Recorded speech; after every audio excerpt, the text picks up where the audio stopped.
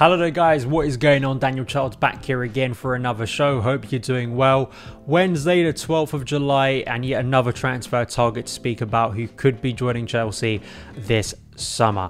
RAYAN CHERKI, who is a player that many people are excited about. Lyon talent, French under-21 international who did some dazzling things at the Euros recently and could be another young talent Chelsea are about to invest in. We'll get into the reports. We'll also get into some of the key things that maybe make this still more of a possibility in the coming weeks, and then also some of the stats and analysis that backs up why this is a very exciting talent in European football. In the second part of today's show, we will reflect on Christian Pulisic, who of course has landed now in Milan ahead of his move, and I think it's just right to kind of have a final verdict on Pulisic's Chelsea career, whether I think it's positive, negative, some of the discourse I have seen since it was clear that Pulisic would be joining AC Milan. If you are new around here, want to get the latest Chelsea content, please do hit that subscribe button, turn those notifications on, hit the like button too if you're enjoying the content. It really does help the channel out.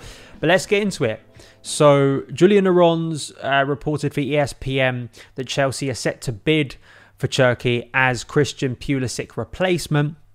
Apparently Cherki is keen to join Chelsea, sources have told ESPN. Born in Lyon and a product of the club's youth system, he is valued at around 40 million euros and is under contract until June 2025, after an automatic one-year extension was triggered this April when he reached 15 Ligue 1 starts. His wages were automatically increased at this time too, and he earns around 75 grand a week. French champions PSG had an offer for Cherki rejected by Lyon in January, but Lyon were open to a sale. Lyon's recent troubles adhering to France's FFP rules over next season's budget means they will be forced to let some players go if they want to make signings this summer. Then Jackie Talbot tweeted earlier today, that Cherki recently changed agents and has also been informed that a sale from Lyon this window is very possible. Frenchman has been linked with Chelsea and Newcastle. I think that's the first thing, right, is whenever you see a player change agents, and we've seen this with some of the players that have left Chelsea this summer, Edouard Mendy, it is kind of a prime example. One that comes up is usually you are kind of laying the groundwork, Andreas Christensen too, for a player being open to a move elsewhere, and it maybe feels like the right time for this talent to move elsewhere. And when you have the financial problems that Lyon have, they're kind of being pushed into a situation where they're going to have to make profits, and they know that there's a lot of money to be had from Premier League clubs, and whether a deal can be struck or not is obviously going to be the big point over the next few weeks. But I do want to get into the player now, because many people, we'll go through some of your replies, because I did tweet this out. Some people I know are really excited about this player and think he'd be a brilliant addition to Chelsea this summer. Obviously not the finished article, but you know, a talent worth investing in for Pochettino, for the attack, who could come in and compete with our other young attackers. And these were some of the replies that I found, you know, quite interesting on Twitter. So I just kind of put a tweet out there. Do you think he'd be a good signing for Chelsea? And this is what people had to say. Firstly, from Oscar here, yes, perfect for our new model. Plus can play that right-sided role differently than a Madueke. More drop into a midfield three and create from deep and play as a second striker if Nkunku wouldn't be available or needed rest. Only bad thing I've heard is his work rate, but that can be coached. More positive here from Footy Fanatic, who says he would be a great profile to add to our squad. Not too established or glitzy a name to demand a starting role ahead of Madueke. He would be okay with fair fight with Madueke for that right wing spot. Good enough to be an option as a backup or in-game change for Nkunku's number 10 role. So people, you know, positive about that and feel that, you know, with rotation, with the competition it's going to be there in an attack that is still going to have to mould with new players or players we've recently signed under Pochettino, there is going to be room for competition there. And I thought this piece that I will link down below, as well as some other scouting reports I did read about the player, from Liam Fawn on The Athletic.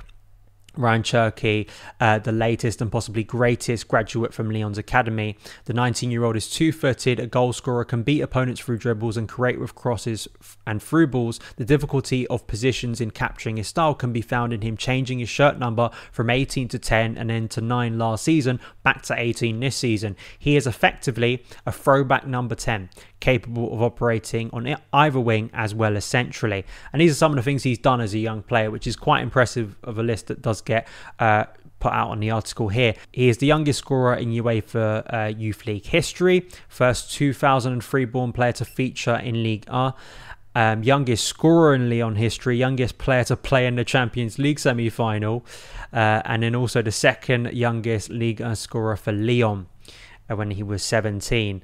And just looking at the numbers last season show how it really was his breakthrough in 22-23 in terms of that massive jump up, as you can see on this graphic now, from 16 games in 21-22, only 3 starts in that season as well, to 34 games played last season and 21 starts. His minutes went up nearly to 2,000 minutes per game. All of it, he really has established himself now as a regular starter for Lyon, which I think is quite impressive as well. So this is a player definitely on the up. We spoke about Levi Colwill yesterday, a player who has good positive momentum and clearly wants to keep that going. Only Lionel Messi and Kylian Mbappe recorded more chance-creating carries in League last season, which are dribbles of 5+ meters ending in a key pass or shot.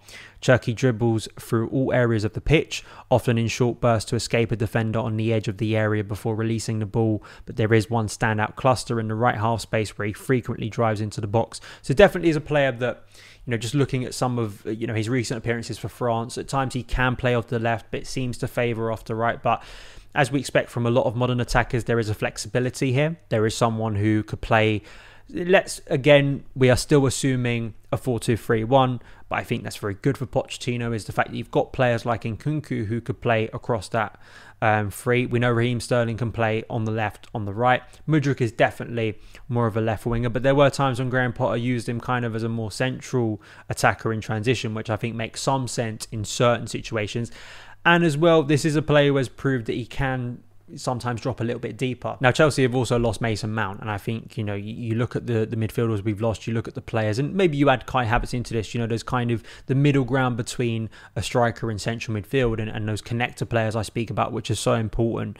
And it's about replacing those, right? And when you expect that Hakim Ziyech is off, Aubameyang's off, and likely Callum Hudson-Odoi is off too, Chelsea will be looking to replace those players. I think this player very much fits the profile and quota of younger talents that we've been targeting. You don't suspect it's going to cost ridiculous money. It's still going to cost, you would expect, a little bit more than even, say, the 40 million. I do still think for a Premier League club, especially Chelsea, they may have to pay a little bit more for him, maybe in add-ons to Lyon, but there is definitely, you suspect, a deal to be done there. I also do think there has been some weird stuff around this over the past week in terms of people getting annoyed at the ownership because sort of linking this to Moises Caicedo and saying, what are the club doing? Do they see Cherki as sort of an alternative to Caicedo? And I think that's very naive. I don't see the situation like that. I don't see it as a case we don't get Caicedo, we get Cherki, and that's fine. Like, that's the alternative. I don't think that's the intention at all. Now, we may not get Caicedo, we may get Cherki, but I don't think that means that they see him as the Caicedo, because obviously that's just ridiculous. These are two very, very different players who play in two very, very different ways. I think just based on what I've been seeing so far this summer, it seems like with all the midfielders we've let go, Chelsea are looking to buy a defensive-minded midfielder, which is the priority, but then also maybe a more progressive, offensive-minded midfielder. I think that makes sense. And with some of the young midfielders we've invested in, I think you want to buy someone that has clear talent, that is going to come in, is going to be worth investing in over players you could, already have at your disposal.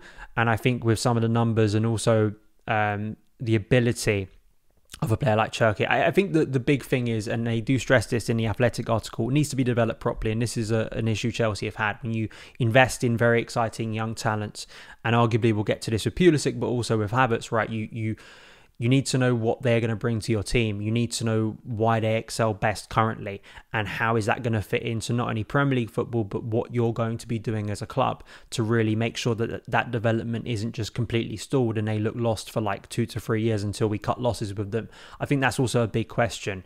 But we will see, because I do think that, we talked about strikers, we've talked about potentially wide players coming in. I wouldn't be opposed to this, because I think it could prove to be a shrewd addition for a player who, as I say, and as some people commented, isn't going to come in and instantly be the star man. He's going to compete for his place, but maybe is that sort of player that actually in 2 to 3 years' time looks like a very shrewd investment, given he may cost then double, and if Chelsea wait on players, as we've seen, like with Aurelien Tchouameni, you lose out, and then the player is in a very different market in terms of costing you over 100 million. So we'll see, and let me know your opinions on whether you think this would be a good deal.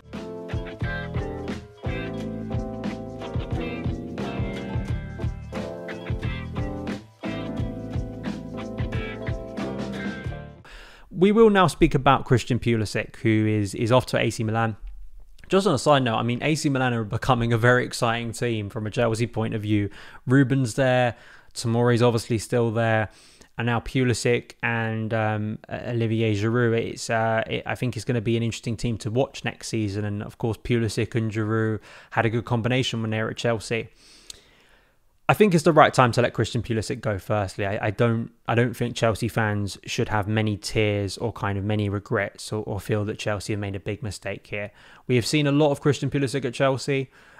We also haven't because of his injury record, and as we spoke about with N'Golo Kante, as I'll speak about of any player, when you've got a player who is fragile from a fitness point of view, that's not a good commodity, and that limits your ability to trust them over the course of a season. Now, there's clear talent within Christian Pulisic. I know a lot of people who watch this channel over the years have sort of sung his praises, and at times maybe he's not been given the opportunities he could have had when you actually look at his minutes on the pitch. I don't disagree with that. I think that Pulisic, unfortunately, there are parts to him, and I'm not always just going to refer back to the sliding doors moment of the summer of 2020. Even since then, we've seen glimpses of this, where he has certain things about him that make him a very interesting talent, that if harnessed right, that if he can sort out his fitness and physicality, there could be a very, very productive player there. The way he is able to, I think he's got good instincts inside the box. I think he knows where to be inside the box. I think a lot of the goals he scored for Chelsea are not goals you'd expect of a player of his physique. I know that's changed over the last decade with smaller players, becoming more kind of central attackers, as we've seen at Man City and Liverpool. But just in the sense that he scores a lot of kind of poacher goals that I expect kind of a classic number 9 to finish. And I think that kind of sums up Pulisic at his best. I still think him exploding through a load of players is something that maybe has completely deteriorated. Can he get it back after what he was doing earlier in his career? I think those hamstring injuries probably psychologically, but also maybe from a body point of view, has really hurt him, because he was an electric player too. It wasn't just the fact that he was good in front of goal, it was that and could get into really good positions in the box of crosses. It was also that he could take several players out and looked really frightening when he got going. And that's going to be the challenge of him as a player. I really do. And I don't think the narrative that Chelsea haven't served him well enough, I don't think it truly matches up with what I've experienced. And I think that I've been quite fair to Christian Pulisic over the years. I think I've been someone who sung a lot of praises for him and believed he could have exploded into something better. But since then, he has had a few injury problems. There have been runs of games where he hasn't imposed himself enough, where his performance levels haven't been good enough.